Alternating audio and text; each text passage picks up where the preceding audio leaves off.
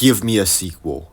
Look, I'm gonna be so completely honest with you guys. You know I'm not the biggest fan of Sony's Marvel Spider-Man list Spider-Man movies. I mean, Madam Web just completely sucked. The Venom movies, I don't love them. And Morbius, I don't love it, but I definitely like it more than most people. I've only seen it the once. I really should rewatch it because it's Morbin time. But now, it's Kraven time because this movie's gonna make $1 million. That's what I'm saying, or at least it should.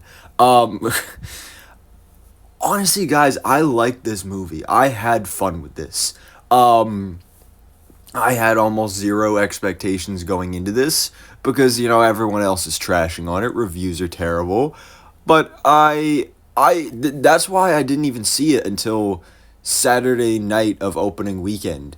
Not only just because I barely had any time, but like I could have gone Thursday night or Friday night, but I didn't feel a huge rush to see it. Um, because there was no hype, there was no real motivation there.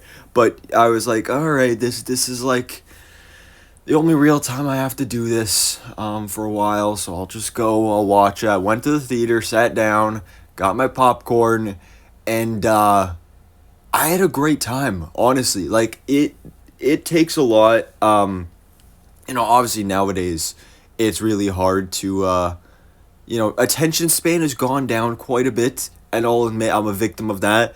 I'll be at home watching a movie or something. If my phone's right there, I'm gonna be whipping out TikTok. Like it's hard to focus sometimes, but this movie had my attention like the whole time. Is it one of the best movies of 2024? No, it's still like mid tier of the year, maybe a little lower, but it's so much better than people are saying it is. People saying it's one of the worst movies ever made. The acting is horrible. The writing is horrible. No, in fact, I believe. I mean, obviously, it's no Oscar performances, but like Aaron Taylor Johnson is great. Ariana DeBose is great. Russell Crowe, while a little cheesy with his over the top Russian accent, is fun. He's menacing. We have Fred Heshinger. Honestly, probably the best performance, playing Kraven's brother, was great. And I don't know the name of the actor, but the guy who's playing the Rhino, again, cheesy and like over the top, but so fun and campy. That guy was hilarious. There are so many laugh out loud funny moments in this movie, which I will admit some of the moments were cringy parts that I was just laughing at the movie. Like the amount of times that Craven's father just says, "Your mother was weak." Like he says that's over and over and over again. But then there's actual funny moments. This is people say this all the time. For certain movies of like, oh, it's like a 90s action thriller, like a 90s early 2000s comic book movie. And that's actually what this is. An action thriller with some cheesiness in here that's fun and has some great references to the comics, that there's some deep accuracy but with some modernization, and it's actually quite a bit fun.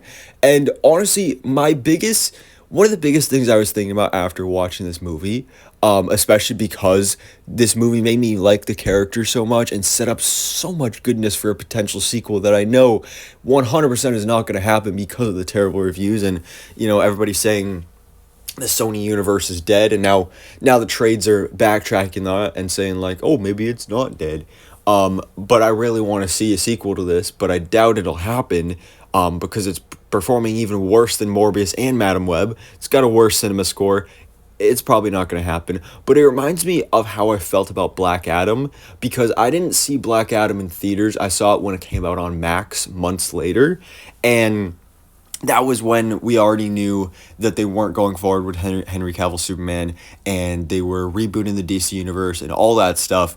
And my main feeling with Black Adam was just I didn't love the movie, but it gave me some really great comics accurate characters like Dr. Fate and Hawkman and just the Justice Society of America in general. And then obviously the return of Henry Cavill as Superman in that great post-credit scene just to know that that would go absolutely nowhere.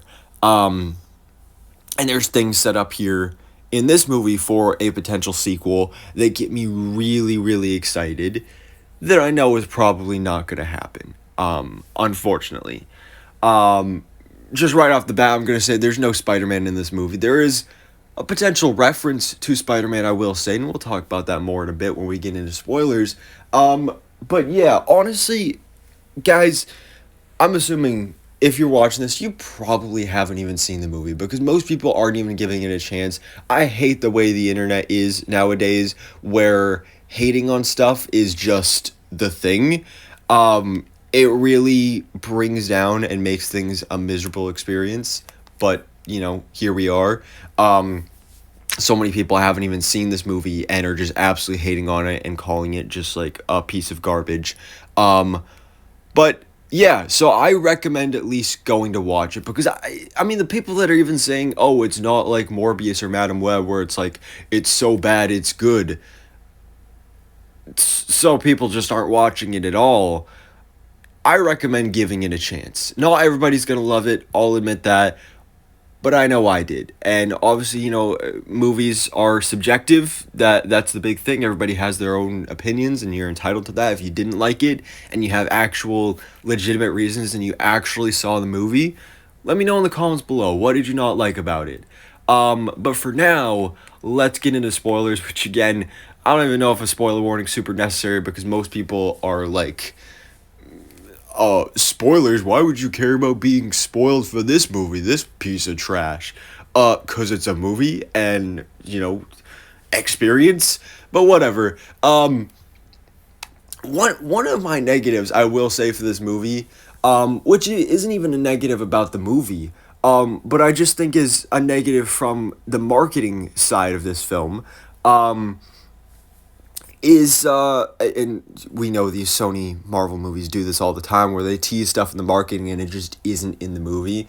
I'm looking at you, Spider-Man stuff and Morbius and Vulture being in the post-credit scene and all that stuff. But here, Kraven gets his lion mane classic vest look in the final scene of the movie, which is in recent years a very classic thing in superhero content, like they get in the last episode or whatever it may be. But which honestly I don't have a problem with because inside the movie it makes sense story-wise, and I think it makes a perfect ending of the film, ending on that shot of him, first trying that on and then looking at himself in the mirror, becoming Kraven the Hunter, taking on that part of his father. I just thought that was a really beautiful moment. And then sitting on the throne, that was great.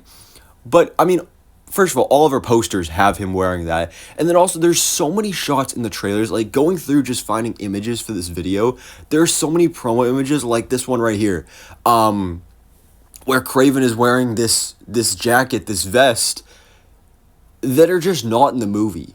Which I think is just interesting and quite weird. But Kraven, he didn't even need the vest because he was a really cool, badass character. I think one of the things that I am seeing a lot of people not liking about this movie is that a lot of people were promised, a rated R, super edgy, bloody, graphic action movie.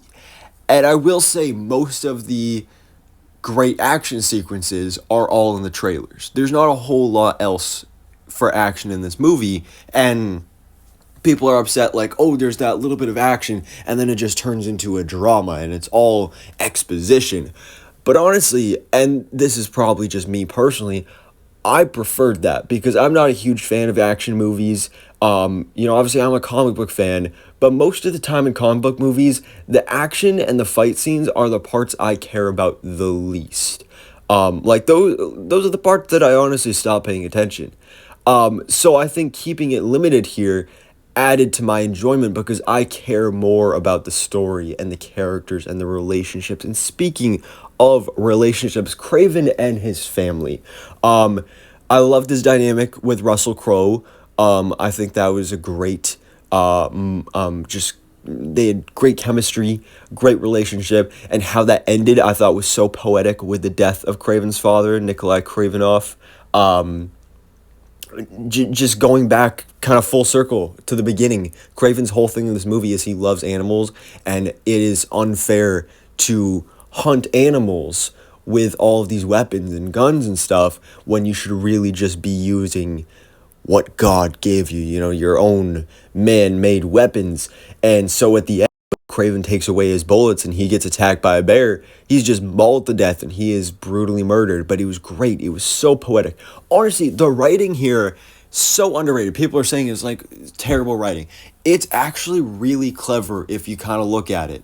Um, Speaking of family, though, the chameleon. Oh, Fred Heshinger is great in this movie, and I I mean, just the dynamic of just casting in general. I mean, Fred Heshinger is just a great actor. I loved him in The White Lotus season one.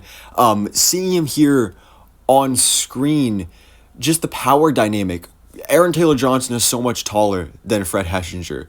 So you have that height difference. And that was one of the great things about at the end when he gets his chameleon powers and he starts showing those off. When he shapeshifts into his brother, he has the face of his brother, but he's still super short. And so it's like it's the lion versus the chameleon. And I thought that was just a great thing to showcase right there. Obviously, we do have the rhino in this movie as well, which again, I have to look up the name of this actor because he was great in this movie. He was just so fun. Like his scenes were hilarious. Him talking to his dog, him like sneaking around talking about the myth of the hunter. It was hilarious. And I will say, the rhino design wasn't great, and that whole fight was very kind of CGI slop. I'll admit that. But it was still cool just to see a rhino in live action that's not the robot thing we got in TASM 2. So that was something I enjoyed. We have another villain here, the Foreigner, who is a character I'd never even heard of before, but he was really cool in this film. Come to find out, I mean, I was really confused at first. Like, I wasn't even sure exactly what his powers were, but I knew they were cool.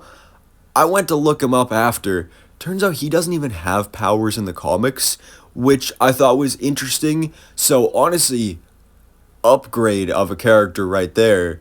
Now, speaking of Foreigner, there's this like MI6 whatever serum that he develops that he uses on Kraven and is supposed to slowly kill him, blah blah blah, but also makes him hallucinate his worst fears. And the fact that Kraven's fear is of spiders, I thought was a great like planting of a seed for a potential future. Calypso's in here, she's fun, she's great. And then of course the big thing, just as a comic book fan, is looking forward to the future, is both the Rhino and Chameleon got their powers from this scientist in New York City, Dr. Miles Warren, who of course in the comics is responsible for the Clone Saga. He becomes the Jackal, and he's not responsible for Chameleon and Rhino in the comics, but I think that was a great way to just kind of tie things together and have that sort of comic name drop. And again, that's the thing that gets me so disappointed is like, a sequel for this could be so cool. I mean, sure, would it be cool to see them fight Spider-Man? Yeah, of course. But honestly, they made me care about these characters enough that I would be happy with just a sequel with no Spider-Man. With Kraven and Calypso teaming up again, hopefully getting more comics accurate, maybe going into the, since we know Calypso has more of that potion stuff, having that thing become sort of detrimental and sort of addictive to Kraven like it is in the comics. I think could be an interesting story to go across. And then, of course, having to team up against now Miles Warren and the Jackal, and of course the Chameleon, who has now this comics accurate look, which we just get one brief quick shot of it, and that's another thing that like people are hating on online, like, oh, it looks like CW Voldemort. What was he supposed to look like? I mean, it's comics accurate. I mean, do I think it should have been practical rather than CGI? Yes. And I think if they did a sequel, it would be. But because this was literally like a 2-second shot, I'm fine with them doing it CGI. But, man, the potential is there for a sequel. And again, that's the biggest thing is like, and this is most people's argument, is that it's a waste of these characters. Because again, I really enjoyed this movie and I would love to see a sequel, but most likely a sequel will not happen.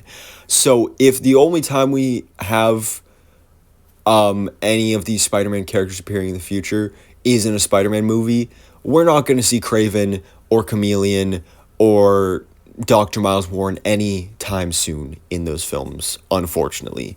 I mean, I would love, even if they just bring in the same actors, that could be cool. But I highly doubt that's going to happen. And it really sucks. Again, I'm not a fan of this Sony Spider-Man-less universe, and I do want it to end. But, man, Kraven, what a way to go out. Everybody says this universe goes out with a whimper. I think it goes out with a bang. Again, that's just my personal opinion. I had fun with this. I enjoyed the characters. I want a sequel. I want to see more Kraven. I want to see more Chameleon. I think it could be cool. But anyways, guys, let me know your thoughts in the comments below. What did you think about Kraven the Hunter? Did you hate it like most people, or are you like me where, it's not one of the best movies of the year, but it was a decent comic book film. And it was a fun time. I really had fun with it. So, anyways, guys, let me know your thoughts in the comments below, and thanks so much for watching. Please drop a like if you enjoyed this video, and hit the subscribe button so I can keep it up to date on everything that goes on in the Marvel life.